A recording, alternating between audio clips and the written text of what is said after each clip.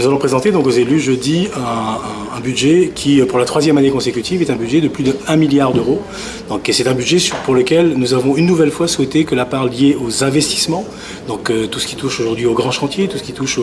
à l'aménagement et à l'investissement à La Réunion, donc est la part la plus importante puisque 587 millions d'euros exactement seront consacrés en 2018 à l'investissement. Alors vous le savez tous qu'au niveau national, il y a une modification en profondeur et un encadrement finalement des dépenses des collectivités locales dans le cadre de la recherche budgétaire au niveau national. Donc l'État a fait le choix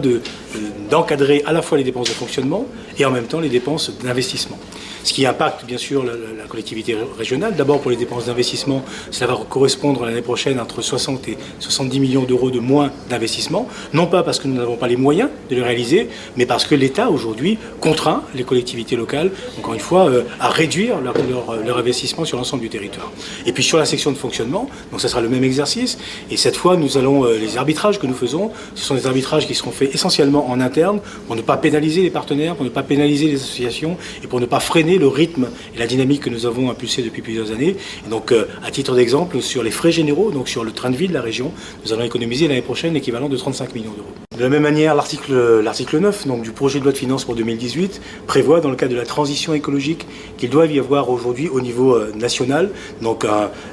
rapprochement, finalement, une convergence entre le prix du gazole et le prix de l'essence. Tout ça pour amener effectivement à ce que progressivement on tourne le dos donc, aux économies fossiles, donc pétrole, charbon, et que l'on remplace progressivement donc, les véhicules aujourd'hui polluants par des véhicules propres, donc hybrides ou électriques. Donc cela veut dire concrètement que pour l'ensemble du territoire national, et la région n'échappe pas à cette règle qui a été fixée, donc on aura l'année prochaine une augmentation donc, du prix du gazole, une augmentation du prix de l'essence, donc de l'ordre de 3 centimes d'un côté et de l'ordre de 5 à 6 centimes de l'autre. Et dans le même temps, ce que nous souhaitons à la région, c'est accompagner finalement ce mouvement donc de développement d'autonomie énergétique, puisque nous allons dans le même temps donc, réfléchir à ramener le taux d'octroi de mer sur les véhicules hybrides à 0, pour peut-être inciter davantage et permettre que le prix finalement des véhicules hybrides ou électriques donc, soit plus intéressant qu'il ne l'est aujourd'hui, et aussi installer sur l'ensemble du territoire donc 220 bornes électriques pour permettre donc quelle que soit la commune, quel que soit les quartiers, de pouvoir se réapprovisionner progressivement. Donc il y a un travail qui doit être mené aujourd'hui, qui est fait donc, au niveau national avec un impact au niveau local. Bien sûr, les bornes qui seront construites, les 220 bornes que nous envisageons de construire, ce sont toutes des bornes photovoltaïques donc, qui ne permettent, on ne fera pas référence ni au pétrole ni au charbon. Je pense que les positions, comme souvent, pour ceux qui s'expriment en tout cas, font une confusion majeure entre investissement et fonctionnement, et c'est un peu du grand n'importe quoi.